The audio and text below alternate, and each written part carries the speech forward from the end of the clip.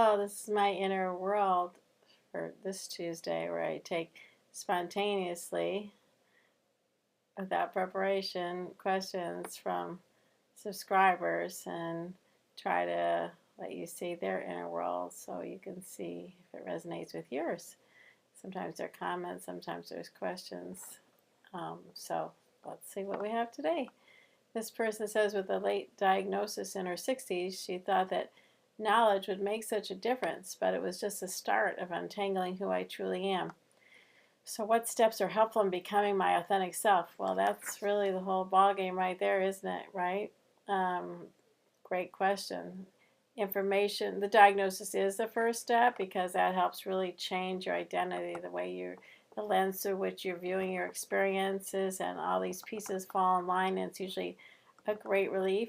And then comes a period of uncertainty where you're in this kind of what we call liminal space in between two worlds, and you really know where you belong anymore. It's like being between two countries. You can't really go back, and you don't really belong at this new land yet. So it's really takes a while to, and the information that you're talking about, it does help start filling in those pieces and start interpreting, oh, this is what that experience was about. The next thing is to start meeting other people, and that's a first bigger step toward becoming your authentic self.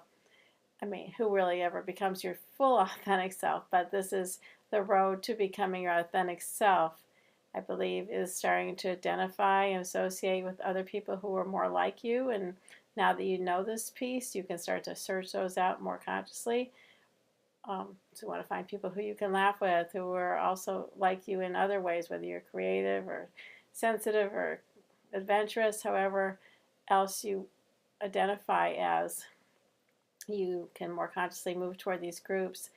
And when you hear other people's stories, other women's stories who have struggled, but you can see their strengths and how interesting they are, it helps change your self-image as well as gives you that safety to maybe continue on to branch out and to do new things that are more authentic. And you have to develop sort of an inner sense, a Geiger counter, where you tune in and say, is this a place where I feel myself, or am I still feeling like I need to mask that I'm not safe? So developing this idea after all these years of just masking probably, or being in situations where you're not your authentic self at all, and starting to modulate a little bit and say, oh, and I think we have this in our book, Radical Guide, just this little way to monitor. It's like authenticity scale to say, when do I feel authentic?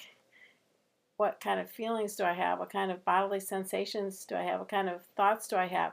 Become aware of when you're moving toward greater authenticity versus, oh, why do I feel so closed up and depressed when I'm in this situation? So really paying attention to which situations make you feel more safe, make you feel alive, make you feel like you're expressing yourself more easily. I think that's the first step. It's like a mindful authenticity, we call it, being aware of the sensations of authenticity and then trying to recreate those in situations, especially then with other people who can build on that and help you feel a sense of kinship. So I hope that helps. The next comment really was from a subscriber who was responding to posts about not wasting a crisis, how it helps you change and helps you move towards something new.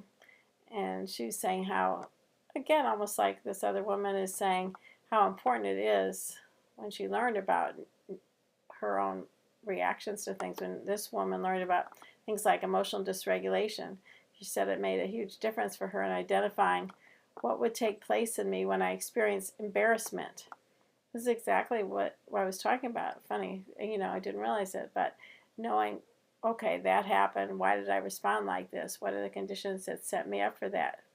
She is saying, so learning what our obstacles are and the degree to which we are affected by them really help along the way. So she's right. It gives her a new perspective, because if you don't know what's happening, you can't do what she's saying she's able to do now to adjust to a new reality.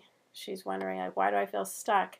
Now she's able to identify, oh, that's what's happening in this situation. Are these people? Is this a situation that I find myself over and over again? What are the situations in which you thrive? whether it's executive function situations where you have to learn what makes you overwhelmed, or whether it's emotional situations.